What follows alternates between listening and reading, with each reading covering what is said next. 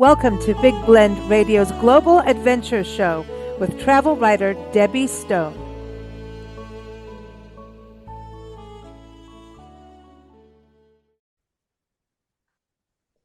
Welcome back, everybody. We are still here with Debbie Stone, the travel writer who just came back from Hawaii, and she's got 3 podcasts today. And so all of them are linked up in the show notes so you can find out about a food tour in Honolulu. And you can also go to a ranch where you can see cattle and fruit trees and find out about Jurassic Park.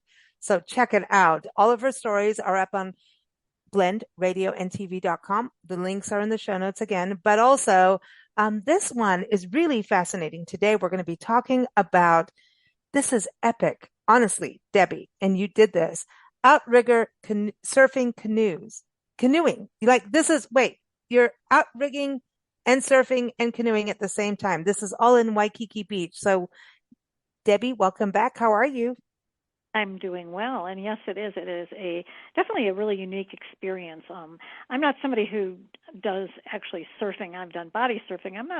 I really have not tried surfing. But when I was in Honolulu, there are these outrigger surfing canoes, and I thought this sounds like a really cool way of kind of feeling like you're surfing, but you have a little more stability, so to speak. And this is an authentic Hawaiian water sport that they do. And these boats actually are original. I call them the original Hawaiian roller coaster experience because when you actually do it, it really is. You're going with the waves and you're catching the waves. But there's a long history. It dates back thousands of years ago, and they were these boats were basically a main mode of transportation and used by fishermen in the Pacific Islands. And so they have these support floats, which are fastened to this hull, to the canoe, and so they have a lot of stability when they're going through strong waves or rough conditions, and so that's why they were such a great mode of transportation. And they were made originally out of a special type of wood called koa wood, and they now make all different kinds of modernized versions out of fiberglass. But it was popularized as a racing vessel among Hawaiian chiefs in the 18th century.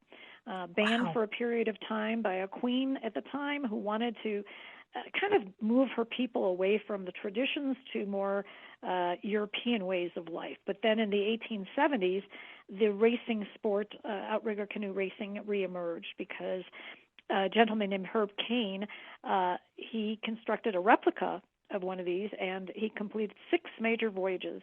And then the sport became a symbol of aloha, and it is actually the official state sport of Hawaii. Wow. So this is amazing because like you're talking about outrigger canoes, and that's really that extra additional thing you were talking about on the sides, right? When you look at them, they date back, 2,000 to 3,000 years ago. So this is very historic. And so obviously the people knew that they needed that extra balancing to be out in the ocean. So, so it was really fishing and being able to have that balance to be able to fish, go through the surf and all of that. And then it can be a sport. Right. Because now we've got this. This is pretty cool, man. Let's go. We can make things move faster, more directional, and have that balance that we need on the surf. Right? Absolutely. Wow. Yeah. Wow. So it's really fun. So Waikiki Beach Services is a company on the island who does these outrigger canoe surfing rides, but they also do surf and stand-up paddleboard lessons and catamaran rides and a bunch of rentals. But anyway, ages 5 and up can do this. You don't need any special skills. It is supposedly one of the safest ocean vessels and one of the only that's not required by the U.S. Coast Guard to carry life jackets. So that's how safe it is. And in any case, you have a captain or captains who will help you. They show you how to paddle. And so you'll be in very capable hands, and you'll get a quick lesson. And learning how to paddle is pretty easy, even if you're a complete novice. And, you are given a seat in the canoe I think it's based on probably your weight or your size, and then you'll get instructions on how to get into and exit the boat. And yes, there is a right way because you don't want to topple over, you know. So Right. there is a way to do it, and then you take the, you know, you paddle the boat out into the water, and everybody participates, and you have to listen carefully because there are commands, just like in a whitewater rafting trip. You know, your guide will shout out some instructions so that everybody's doing the same thing, like paddle hard, and you know, switch sides, and then stop, and then you know, paddle really hard, and you know, you'll realize that the canoe doesn't do everything on its own. You've got to participate as a group, as a team, and matching the speed of Oh, the boat with the speed of the wave is essential because you can't lose momentum. So when you catch that wave, you oh, go, and it propels that boat and you know, you just keep going and going until you know you've milked the wave until it's no longer possible. And I felt like it was just so exhilarating. We did it a number of times, but I just wanted to stay out there like all day. So well, that's interesting to me. I mean, it almost sounds almost like the dragon boat races in a way, uh-huh, you it's know? similar in that. In Yeah, that I kind think. of, I wonder if they come from that kind of history. When you went out there, did they tell you?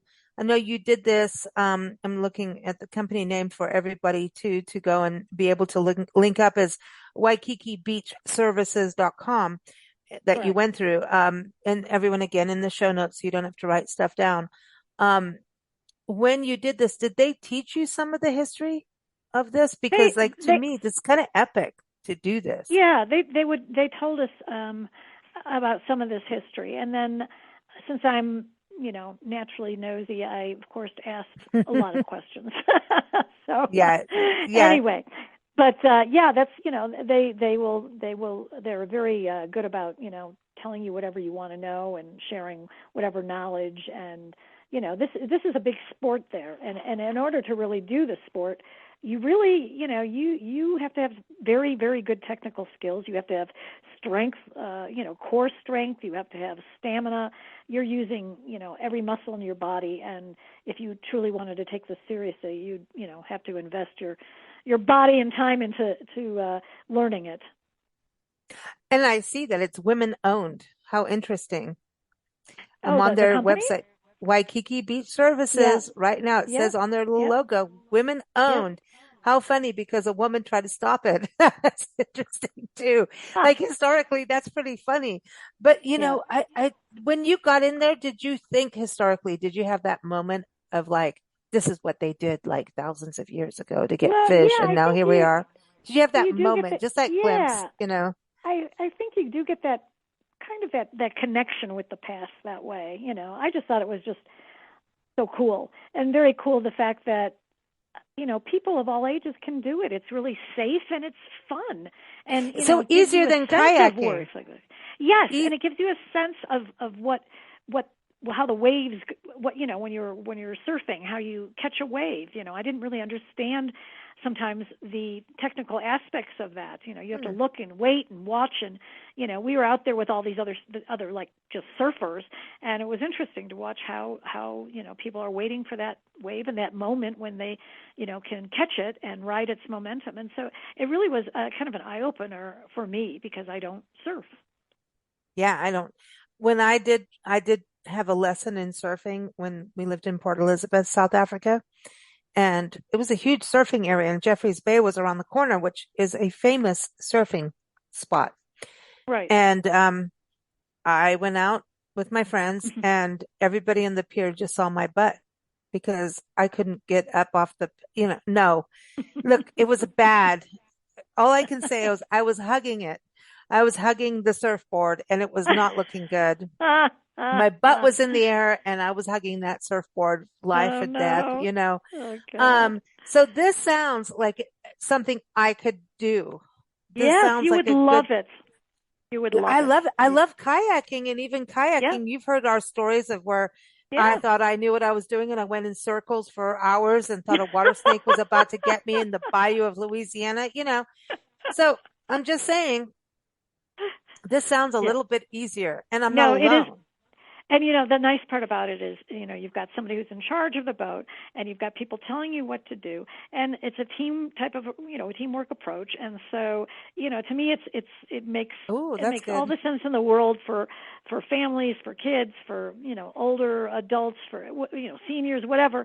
That it doesn't, you know, it doesn't require much from you, you know, Mm. and so And that it's that makes it teamwork. enjoyable. Yeah, it's teamwork, and Yeah. it's fun and enjoyable, you know. I mean, it's fun, you know. You just have to pay attention to what they're telling you, and, you know, I mean, even if you, you know, even if you didn't feel like you had a lot of strength to paddle really hard, you just paddle as much as you can, because there's other people helping, you know. So that I think this goes to if you're going on a corporate retreat to Hawaii, this would be a Yes, good team sport for you all. excellent.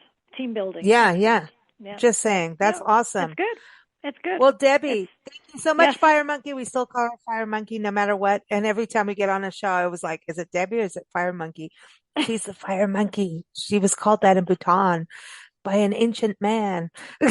So everyone keep up with Debbie. She is here every fourth Tuesday on bigblendradio.com. And all the links to her articles and past interviews are on the show notes, and also the interviews from today. 3 interviews all about her experiences in and outside of Honolulu, Hawaii are there in the show notes. So thank you so much, Debbie.